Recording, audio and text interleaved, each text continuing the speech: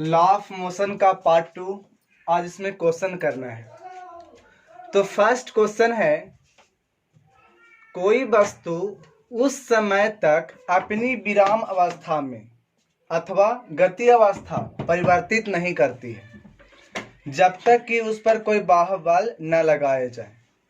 यानी कहा जा रहा है कि कोई वस्तु, अगर मान लेते हैं कि एक वस्तु ये है जो शुरू में था रेस्ट में, मतलब विराम में था, तो ये विराम में ही रहना चाहेगा। अगर कोई दूसरा वस्तु चल रहा है स्पीड यू से, तो ये चलता ही रहेगा, ये कभी रुकेगा नहीं, अपने अवस्था में रहना पसंद करता है। तो ये किसके कारण से होता है? तो हम जानते हैं कि न्यूटन फर्स्ट लॉ के कारण से होता है। न्यूटन फर्स्ट लॉ क्या कहा था कि यदि कोई वस्तु जैसी जिस अवस्था में था उसी अवस्था में रहना चाहता है जब तक कि उस पर कोई बाहरी बल कार्य न करे। तो ये न्यूटन फर्स्ट रूल का कॉन्सेप्ट है, लेकिन यहाँ पर कोई ऑप्शन में न्यूटन फर्स्ट लॉ नहीं है। लेकिन अब यहाँ पर न्यूटन फर्स्ट लॉ को बोला जाता है जड़त्व का नियम भी। तो यानी हम यहाँ से कह सकते हैं कि न्यूटन फर्स्ट लॉ नहीं है तो उसके बदले में क्या होगा? जड़त्व होगा। अब क्वेश्चन आता है, कोई पॉलिटेक्निक में पूछा गया भी है कि जड़त्व किस पर निर्भर करता है। तो इसमें सी ऑप्शन तो खुद पूछा गया, तो जड़त्व किस पर निर्भर करता है, यहाँ पर मान लेते हैं कि समय ले लेते हैं ऑप्शन में। ठीक है, अब पूछा गया है जड़त्व किस पर निर्भर करता है, तो जड़त्व याद रखेंगे निर्भर किस पर करता है? हमेशा द्रव्यमान पे। ठीक है, तो क्वेश्चन आए जड़त्व किस पर निर्भर करता है, तो हमारा आंसर आ जाएगा द्रव्यमान पे। द्रव्यमान बढ़ाएंगे जड़त्व उसकी बढ़ जाएगा। क्वेश्चन नंबर 2 है, एक मोटरसाइकिल का त्वरण 8 मीटर पर सेकेंड स्क्वायर है। यदि एक ऐसे ही खराब मोटरसाइकिल इसके पीछे बांध दी जाए तो इसका त्वरण होगा। तो देखिए, अगर मान लेते हैं कि एक मोटरसाइकिल ये था, ठीक है, इसके पीछे मान लेते हैं कि मोटरसाइकिल है और इसके पीछे एक और बांध दिया जाएगा। लेकिन सबसे पहले हम सोचते हैं कि मोटरसाइकिल के पास ताकत कितना होगा। तो अगर हम मान लें कि इसका मास m है और इसका दिया हुआ है कि एक्सेलरेशन कितना, 8 मीटर पर सेकेंड स्क्वायर, तब यहां से हम जानते हैं न्यूटन सेकेंड लॉ से कि F बराबर होता है m। तो यहां से हम F निकाल सकते हैं। मास तो नहीं पता, लेकिन फिर भी मास को मास मान लेंगे और एक जगह पे कितना रख देंगे? 8। यानी यहां से बोल देंगे 8m F का वैल्यू होगा।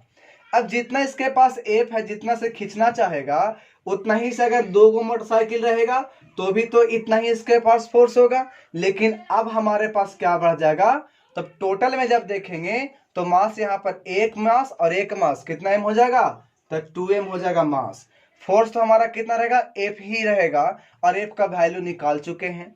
तो अब हमारा पूछा गया है कि अब एक्सेलरेशन कितना होगा, तो मान लेंगे a'।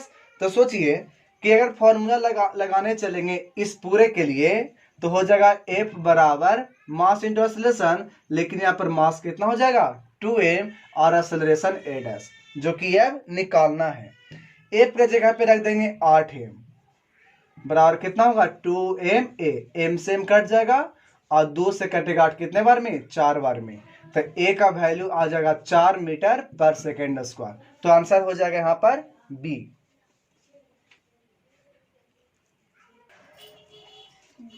क्वेश्चन नंबर 3, किसी पिंड पर 100 न्यूटन का बल 0.4 सेकेंड तक लगाया जाता है। तो फोर्स कितना दिया हुआ है? तो फोर्स दिया हुआ है 100 न्यूटन बल। टाइम कितना दिया हुआ है? 0.4 सेकेंड। पूछा जा रहा है आवेग। आवेग मतलब इंपल्स। तो आवेग का फॉर्मूला जानते हैं, बल गुने समय होता है। बल गुने समय।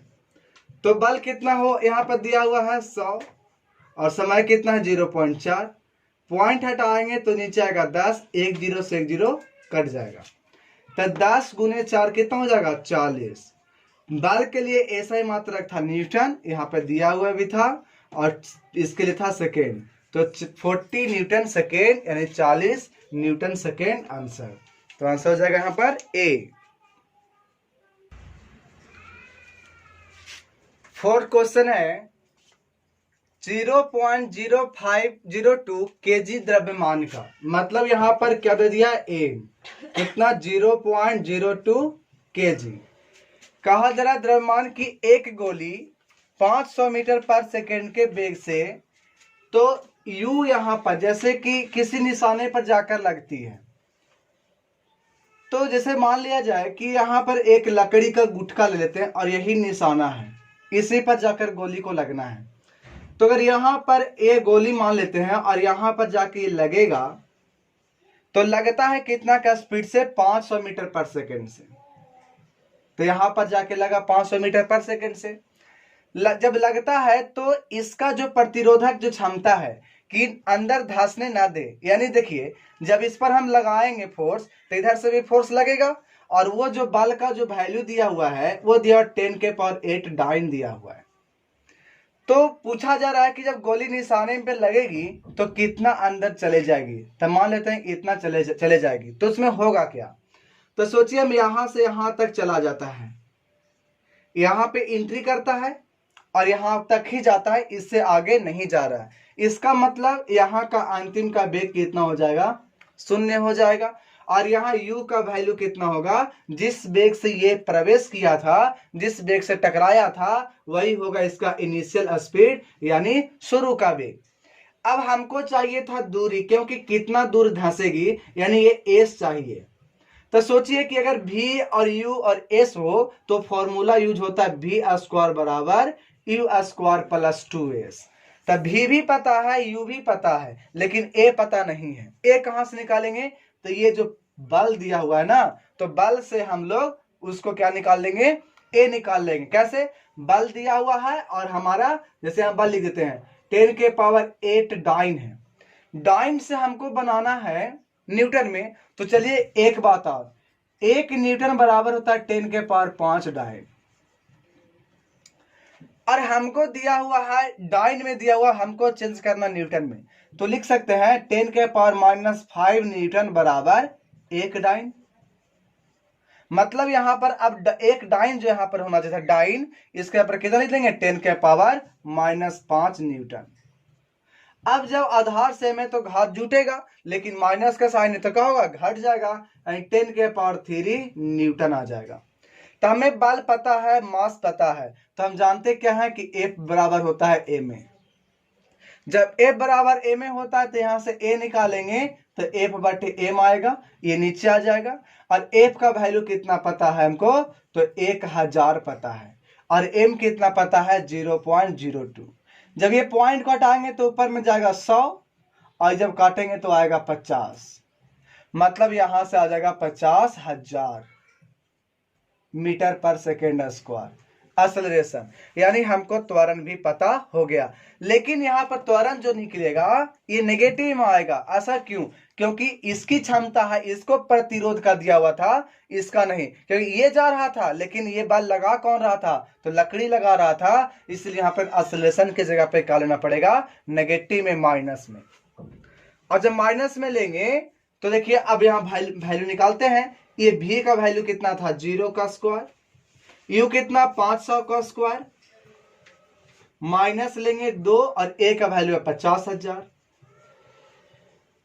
और s आपको निकालना है, ये माइनस में है, इधर लाएंगे तो प्लस में, तो 5 दूना 10, 1 2 3 4 0 और है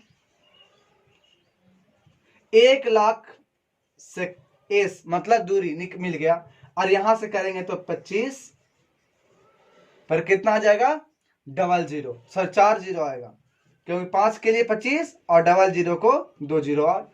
अब हमको जब s निकालना था तो हमें इधर में 2 5 पर 4 0 बटा में 1 पर 5 0 लिखना पड़ेगा। जब लिखेंगे तो 4 0 से 4 0 का हो जाएगा, कट जाएगा। अब बचेगा 25 और नीचे में 10, ये ऐसा ही मारा तो 10 से भागा देंगे, कितना जाएगा 2.5। और ऐसा सिस्टम में सारा लिए थे, डाइन था उसको भी न्यूटन में कर दिए, तो सेंटीमीटर से में क्या हो गया, मीटर में। और केजी भी ऐसा सिस्टम में है, स्पीड भी ऐसा सिस्टम में दिया हुआ है, मतलब ये भी किस में होगा, मीटर में। तो आंसर होगा 2.5 मीटर, आंसर सी। एक पिंड का संवेग 1 मिनट में 200 किलोग्राम मीटर पर सेकंड से बढ़कर 800 किलोग्राम पर सेकंड हो जाता है। तो पिंड पर आरोपित बल, देखिए फॉर्मूला मिला गया था F का डेल्टा P/T, ये भी देखने को मिला था।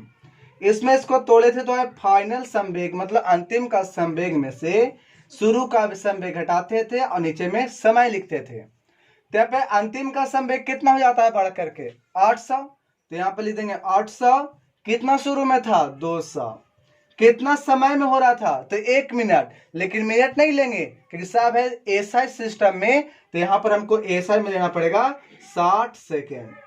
जब इसको काटेंगे तो आएगा 600 और नीचे में आएगा 60, तो कट जाएगा कितने बार में, तो ये 10 बार में, तो 10 न्यूटन का फोर्स इस पर लगेगा। एक 400 केजी की लिफ्ट इस्पात की रस्सी पर आधारित है जो कि 800 केजी का भार सुरक्षित रूप से वहन कर सकती है। न्यूनतम दूरी जिसमें लिफ्ट को रोका जा सकता है यदि यह 1 मीटर पर सेकेंड से नीचे उतर रही है तो होगी, मतलब क्या निकालना है, न्यूनतम दूरी निकालना है। तो देखिए लिफ्ट होता है, ऐसे मान लेते हैं कि लिफ्ट है और इसका जो रस्सी है ये रस्सी इस्पात का, और ये मैक्सिमम 800 केजी का भार, यानी 1 मिनट, ये जो रस्सी है ना ये 800 केजी के भार को ही ये क्या करेगा, रख सकता, मतलब इससे अगर ज्यादा इसके नीचे लटकाएंगे 800 से ज्यादा, ठीक है, तब क्या होगा कि ये रस्सी टूट जाएगा, लेकिन ये कितना ज्यादा वहन कर सकती है, तो 800 केजी तक ये वहन कर सकती है। तो अब ये जब जान रहे हैं कि नीचे जब ये आ रहा है, तो मान लेते हैं कि नीचे आ रहा है तो ये कितना सा रहा था 1 मीटर पर सेकेंड से, इसका मतलब कि नीचे की ओर एक्सेलरेशन भी होगा और तब न जाकर के वो क्या होगा, रुकेगा, यानी मान लेंगे कि नीचे का फोर्स कितना है F। अब इसका जो मास हमारा दिया हुआ था 400 केजी, तो जब नीचे की ओर जब ये हमेशा लगेगा कितना, वेट लगेगा mg, तो हम इसे लिख सकते हैं कि वेट हमेशा कितना लगेगा, इस पर mg लगेगा। लेकिन टेंशन की बात करेंगे तो ये हमेशा टेंशन कहाँ लगता है, ऊपर की ओर। तो हमें टेंशन का फोर्स नहीं दिया है, 800 केजी का भार दिया, यानी हम टेंशन का फोर्स निकालना चाहेंगे तो 800 यहां पर क्या लगा सकते हैं, जी का मतलब ग्राम नहीं है, जी का मतलब कितना लेंगे, 10 मीटर पर सेकेंड स्क्वायर। तो अब ये जब यहां पर देख रहे हैं कि जब फोर्स लिख दिए हैं तो ये फोर्स किसके बराबर होगा, दोनों के बराबर होगा, तो हम यहां से लिख सकते हैं कि टी बराबर F प्लस क्या हो जाएगा mg। तो हम यहां से चाहते हैं कि A निकल जाए, कितना से नीचे गिर रहा था, तो mg को इधर लाते हैं, तो यह T माइनस mg बराबर F। अब T का वैल्यू कितना है 800, यानी 1 जीरो और बैठा दे क्योंकि 10 है, माइनस m कितना था 400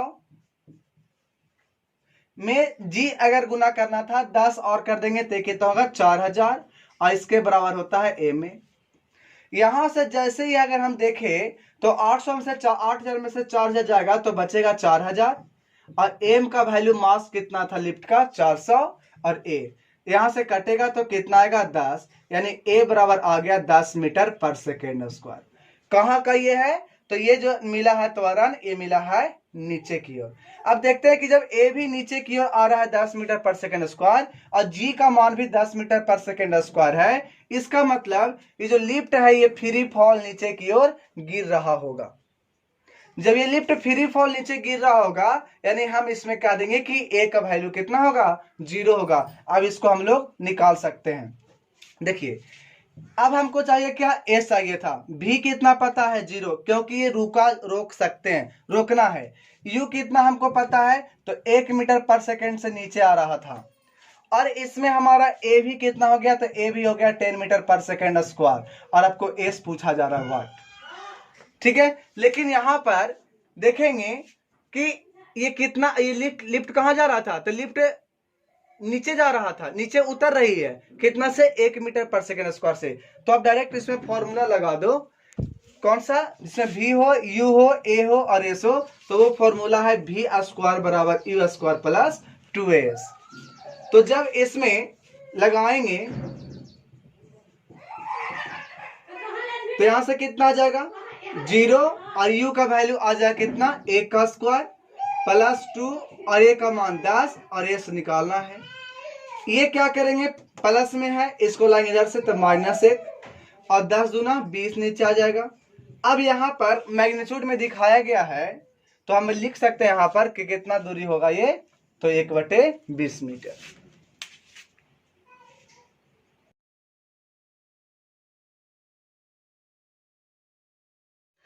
क्वेश्चन नंबर 7,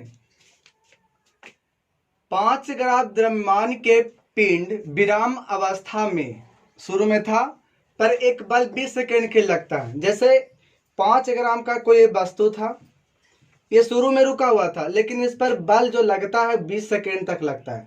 तो मान लेते हैं कि यहां तक लगा। अब ये वस्तु यहां पहुंच गया। पहुंचने के बाद कहता है जिसके बाद उस पर कोई बल नहीं लगता है। तो अब इस पर कोई भी बल नहीं लगा लेकिन यहां पर बल लगा हुआ था। नहीं लगा लेकिन फिर भी 5 सेकेंड तक चला और उसके बाद ये रुक गया। मतलब फाइनल स्पीड कितना हो गया 0। तो यानी स्पीड में तो यहां से यहां चेंज हुआ क्योंकि जब ये फोर्स लगा तो स्पीड धीरे धीरे बढ़ रहा था। बढ़ते हुए कुछ आया होगा और उसके बाद फिर से देखा गया कि रुक गया, स्पीड में चेंज हुआ यानी यहां पर भी एक्सेलरेशन होगा। यानी यहां पर भी फोर्स लगेगा लेकिन कौन सा तो उल्टा में। यानी हम कह सकते हैं कि त्वरण जो होगा यहाँ पर नेगेटिव वाला होगा यानी मंदन होगा। इतना समझ सकते हैं। यहां पर जब फोर्स लगा तो एक्सेलरेशन यहां पर आएगा a, तो इसको a मान लेंगे, इसको a' मान लेते हैं। तो अब निकालते हैं कि ये a का वैल्यू क्या है। a का वैल्यू निकल जाएगा तो हम मास से मल्टीप्लाई कर देंगे तो क्या मिल जाएगा फोर्स। तो देखिए यहां पर हमको क्या मिल गया, टाइम पता हो गया, u पता हो गया 0 और a भी नहीं पता लेकिन यहाँ पर v भी नहीं पता। तो यहाँ पर हम v को v' मान लेते हैं क्योंकि यहाँ v का वैल्यू कितना लिया जा रहा है 0। तो पहली बार हम यहां से यहां तक का काम करते हैं जिसमें फॉर्मूला हमको v t u और a किस में होता है तो फॉर्मूला होता है v बराबर u प्लस at में। तो v कितना है v' है नहीं पता, u कितना है 0 है और a कितना है नहीं पता और t कितना है 20। यानी हम कह सकते हैं कि v' बराबर कितना होगा 20a। अब यहां से यहां तक में चलेंगे तो a, अब ये v' जो है यहां के लिए u का काम करेगा और t पता है v पता है। तो फिर चलेंगे v बराबर u प्लस at पर। तो v कितना हो गया 0 और u के जगह पे v' और v' जगह पर कितना तो 20a और यहाँ a के जगह पर कितना a' और टाइम 5। यहां से अगर हम इसको लाते हैं तो माइनस में 5a' बराबर 20a यानी यहां से अगर a' निकालते तो 4a मिलता नेगेटिव में क्योंकि माइनस उधर भेज देंगे। 5 से 20 कटेगा कितने बार में 4 बार में। अब इसके बाद हमको a' का मान नहीं निकालना है, a का मान निकालना है। a के मान निकलेगा फोर्स निकल जाएगा। तो a के मान अब कैसे निकालेंगे,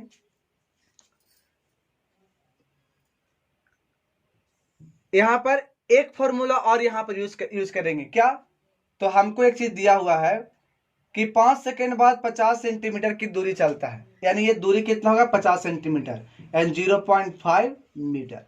अब यहाँ पर s के रूप में यूज कर लेंगे, s का भी यूज करेंगे तो हमारा a' का वैल्यू आ जाएगा। ठीक है, चलते इसको इरेज करते हैं पहले।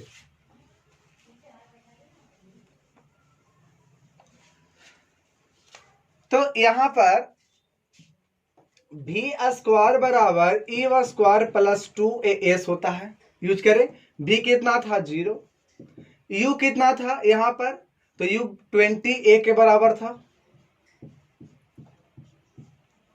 2 और a' और s कितना था 0.5। इसको इधर लाएंगे तो माइनस में a' सिर्फ आएगा काहे कि 5 दूना 10 यानी 1.0 पॉइंट के बाद 0 का महत्व नहीं होता तो सिर्फ a' आएगा और यहां से आएगा 400 a²। अब ये a' के जगह पर कितना रख देंगे -4a। तो माइनस और ये माइनस क्या हो जाएगा प्लस 4a बराबर मिलेगा 400 a²।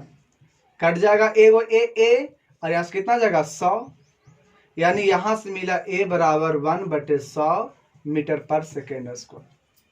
जैसे ही ए का वैल्यू मिल गया, हमें पता है मास, अब यहां से फोर्स निकाल सकते हैं।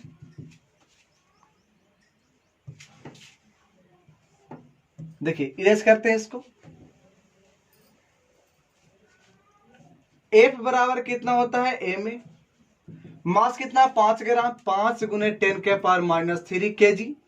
और ए का वैल्यू निकालें 1/100, यानी जब ऊपर जाएगा तो 10⁻² मीटर पर सेकेंड स्क्वायर आ जाएगा, जिसको कैलकुलेट करेंगे तो आएगा 5 और 10 के पावर आएगा -5 न्यूटन। ठीक है, ये आंसर हो गया। तो यहां पर आंसर कौन हो जाएगा, यहां पर डी, 5 × 10⁻⁵। इसके बाद नेक्स्ट जो क्वेश्चन नंबर 8 से है वो हम अब अगले क्लास में देखेंगे।